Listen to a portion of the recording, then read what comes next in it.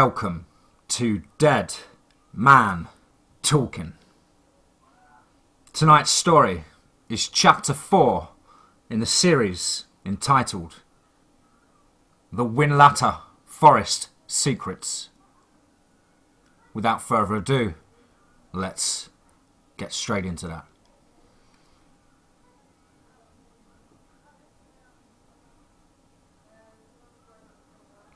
Whilst making my escape up the dirt road and down through the dark winding turns, thick trees and brush scraping my truck as I powered it over the rugged terrain, I could hear them. They were coming for me.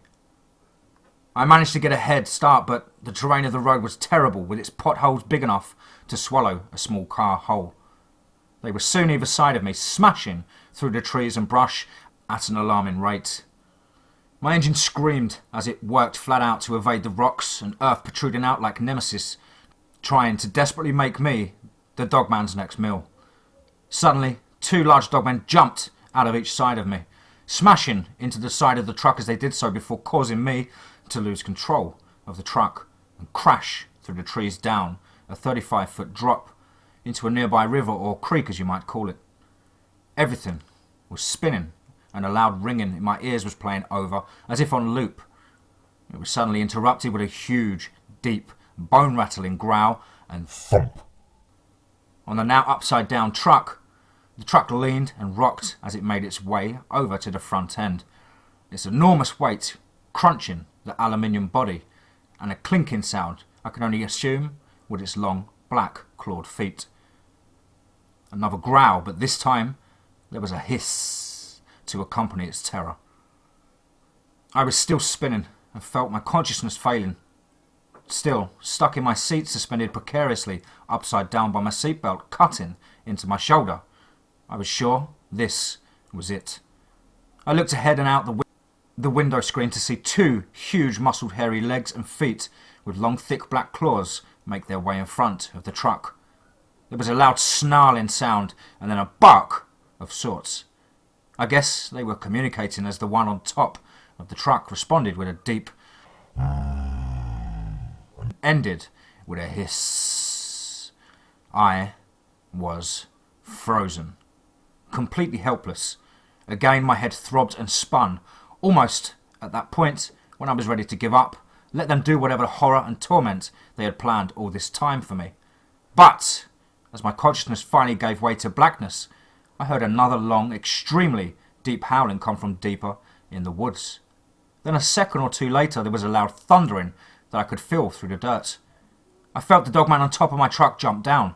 Again, a deep blackness threatened to envelop me.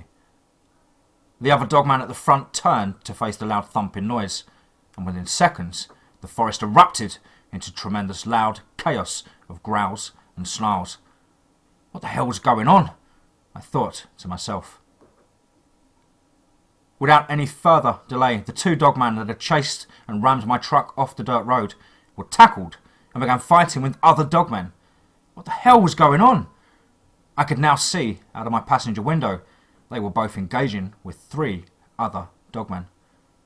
The sight was incredible to say the least, as each monstrous Dogman growled and swiped with their long claws at each other, biting and tearing as they wrestled desperately as each tried to kill the other. The two Dogmen that had chased me were very large compared to the three that mysteriously came from deeper within the forest, but the three Dogmen had the agility and the strength to match them. Plus, they had one more. Again, my consciousness was in and out as I began desperately trying to free myself from the seatbelt. The thought of leaving Faye alone in the cabin, out here, with these creatures, was the only thing keeping me going. Well, that and the adrenaline pumping through my system at the sight before me. One of the Dogmen grabbed its opponent and lifted it up before ramming it into a large tree with a tremendous crack, sending wood and splinters flying into the air. I managed to free myself, slumped onto the roof of my truck, and began kicking my door out, desperately trying to escape these apex predators. A loud, almost war cry rang out soon, followed by a loud and wet crunch. I glanced over my shoulder to see two had now become one, as a downed Dogman lay mangled on the floor clearly with its back broken as the successor began to rip its throat out. Long strands of tissue and tendon being pulled and stretched. Blood dripped from its maw as it basked in its win over its foe. Suddenly, without warning, as my attention was drawn to the gruesome demise of this dogman, the door was ripped open and off its hinges. A huge, hulking, hairy figure crouched into the truck and reached out its long, hairy arm. Again, my consciousness failed before it grabbed at my legs and pulled. Blackness swallowed me whole as I couldn't maintain consciousness, and a deep, dark silence took over. I awoke some hours later, dazed, and my head throbbed with pain. "Dan! Oh, Dan!" Faye screamed and shrieked at me whilst holding my head and then my hands. "Where the hell have you been?" she asked, her tears falling into my eyes and onto my clothes. "Oh, what?" I croaked and wheezed as the extent of my injuries became apparent. My chest was sore with bruising. "Oh, Dan, you stupid arsehole," she added, trying to crack a smile through her stains of mascara streaking down her cheeks. "Oh, no! Oh, Jimmy!" I wheezed as last night's events raced through my mind. "What, Dan? Did you find him?" Faye again asked through tears. "Oh, God, Faye. He's gone," I responded. "Gone? What do you mean, gone?" Faye replied. "I don't know, baby, but his caravan is completely destroyed. It's in a pile. But, oh no, Dan, I'm so sorry," she again responded. "It's all my fault, Faye. I should never have invited him up here," I cried. "It's not your fault, Dan. He's your friend and you would have done the same for him," she added. I began trying to stand when suddenly I remembered the truck, the enormous dark hairy figure leaning in and grabbing my legs. "Oh shit," I croaked out, Faye almost dropping me in a panic. How did I get here?" I asked. "I was going to tell you inside. There is more to tell you, Dan." "More? What?" I responded, looking utterly confused. "Let's get you back inside. I'll explain." Once inside, Faye went on to explain to me how she was waiting, looking out the window for me as first light broke through the trees. I suddenly appeared, but wasn't alone. Carrying me was one of these creatures, a huge male completely black as night, at least 8 feet tall. She panicked at first, but then she see he was actually helping return me home. I laughed in response, but her eyes and face told me she wasn't kidding. "But I began before realising that last night wasn't an attack to kill me, but it was a rescue of sorts. It had to be. Otherwise I would be dead right now." Confused and battered, I made my way into the cabin with Faye holding me up. "Let's get you cleaned up, mister," she said with her soul-warming eyes staring into mine. Yeah, I guess," I replied before entering the warm and cosy cabin. A couple of days had passed and a lot had happened. We assumed Jimmy was all but dead or worse, and as I got washed and clothed, Faye discovered an old worn-out journal. It was on the inside of my jacket pocket. At first, she assumed it was mine, but when she showed it to me, I of course had never seen it before in my life.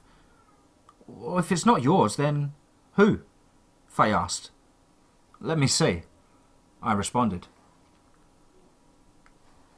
She passed it over to me as I lay on the couch in the living room, still recovering from the accident in the truck days before. It was an old, worn tan or oxblood colour leather journal, its pages yellowed from age. "Looks really old," I said to Faye. I opened it up and the inside of the cover had a message just barely visible. It read, "To Stuart, may this journal help you unlock the secrets of the forest. With love always, your wife, Penny." I read it aloud to Faye as we both realised this was the journal of the previous owner of the cabin. "It's him," I said, both excited and puzzled. "The old man's journal. He must have known about these creatures. They must be the secrets of the forest," I remarked again excitedly and then winced at the pain reminding me how battered and bruised I truly was. As we studied this dusty old journal, so many things made sense. Faye's dreams or nightmares, my paranoia and the strange haunting noises that would accompany us throughout the night. There was detailed drawings and maps of locations I was yet to understand fully. "This is incredible. He must have studied them for decades," I said. "Yeah, look at this," Faye responded, pointing to a new page near the back of the journal. On the page was a detailed description of 2 different Dogman species, or variations. Each one highlighted their dangers and characteristics. Above was a small paragraph that read as follows. "After many years of coexisting with these ancient beasts, I have learnt an abundance of knowledge, growing not only my knowledge, love, but respect and fear for these creatures. One thing is now for certain. I have reached some sort of agreement with the pack to the west, deeper within Whinlatter forest. The Dogman pack from around the higher elevation of hills and underneath Whinlatter forest in the caves are of different nature. All they do is seek and destroy, eat and conquer. They are by far the most ruthless and cunning species on the planet, besides mankind. Perhaps one can hope the ancient pack from deeper within will annihilate them to extinction before any more hikers and campers get attacked. My heart grows heavy with this knowledge. I must do something." "Do you think the other Dogman pack, the ones who saved you, do you think they gave this to you for us to find?" Faye asked, looking as blown away as I. I don't know. I guess so. I mean, I remember Faye. It was dragging me out of the truck, but it was gentle. "It's possible, I guess," I replied. The next few days were spent recovering and researching these marked locations on Google Maps, many of which were within a couple of miles of our cabin.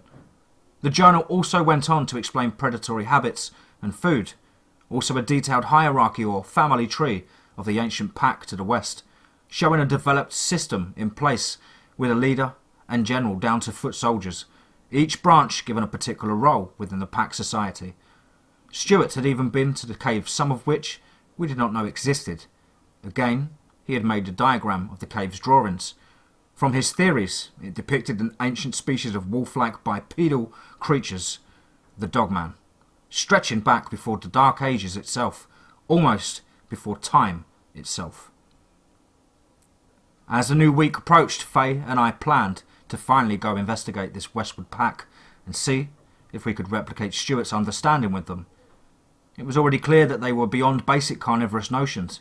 Perhaps they would help us find Jimmy, or at least help me exact my revenge on the others. I'm a Londoner. We don't do settled. It was time to even the playing field. When Jimmy first arrived, I had met him outside and he handed me a duffel bag of ammo and guns. Nothing spectacular, but again, what the hell did I know about guns? The old East End gangsters had shotguns and pistols. Seemed to work well enough for them. Although they wasn't dealing with 8-foot plus beasts.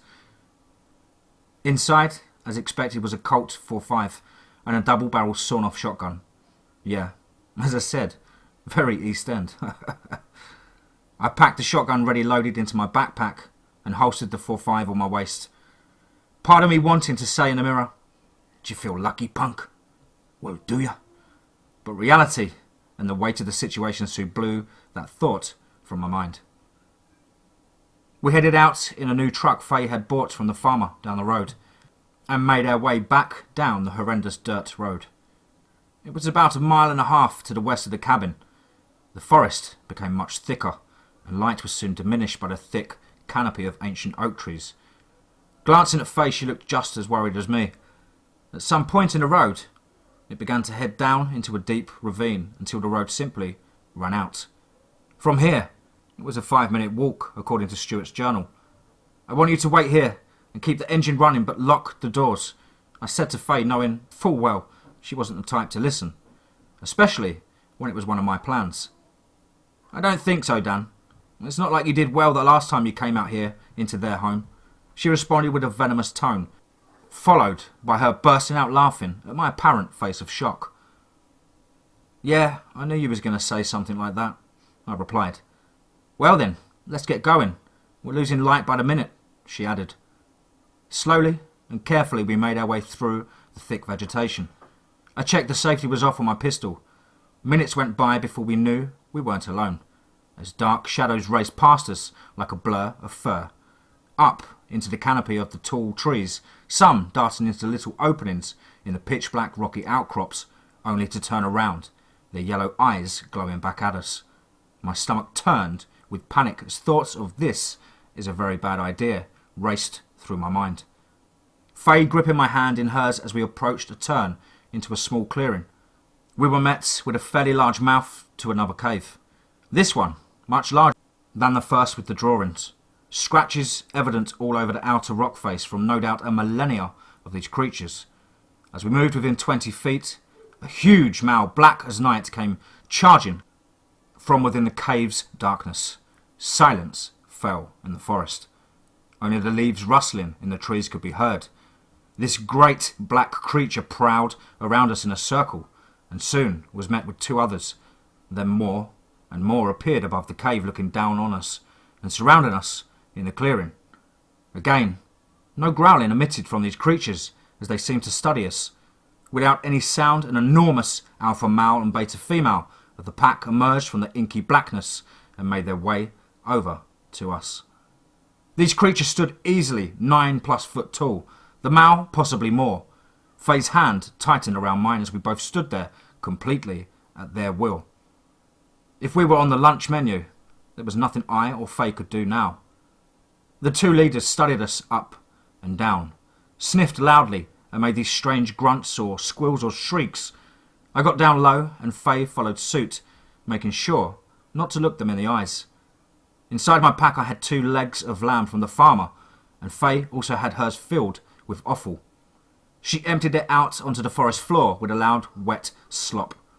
I raised the meat in the air and sat each one down in front of the alpha and beta, slowly stepping back to join Faye. There was a pause, and the silence felt deafening. Then the alpha grunted to a smaller male, who crawled over and collected the pile of offal. The alpha then reached down and grabbed the lamb leg, raising it into his snout, and with an enormous crunch, bit through the bone clean in one go. I decided now was a good time to show the journal to them, and in doing so, I was met with a whining sound of sorts, and then a nod. Well, at least that's how it appeared to us. Not wanting to overstay our welcome, I thanked them for saving my life, and we backed away slowly back into the direction of our truck. Their eyes never left us, but Faye and I agreed they were not being aggressive, just as the journal had said. As we got closer to the truck, the forest erupted with noise from the east, towards the lake, towards our cabin. Loud howls and roars screamed across the forest and valley. I glanced at the alpha, and he had already reared up on his hind legs, completely bipedal. He roared an immense deep roar and signalled with his hand, like a general to his soldiers, to move out. Glancing back at Faye and I, again, he nodded, and then, in a lightning-fast reaction, he jumped, cleared 30 feet of brush to a tall oak tree, and his pack soon joined him as they moved out towards an easterly direction. It was clear now.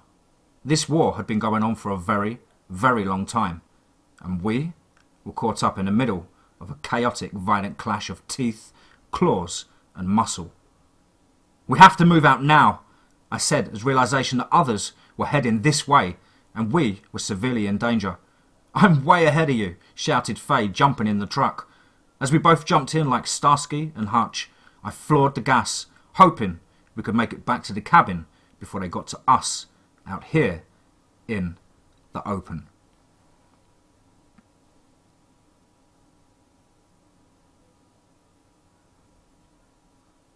Wow. Hope you guys enjoyed this short chapter. Just building a bit of plot to the story. The next chapter, I promise, is going to be nothing but pure action and violence galore. Please, of course, do let me know down below what you thought. Of course, please do like and share As ever, your support has been amazing. Thank you ever so much. We just passed the 4,400 mark. I believe we're on 4,406 family members here at DMT Forest of Fear. Hashtag DMT Forest of Fear. And don't forget, guys, if you're out and about on a deep, dark, winding road, or camping out in the deep, dense forest, keep your wits about you. And above all, remember, be safe, not sorry.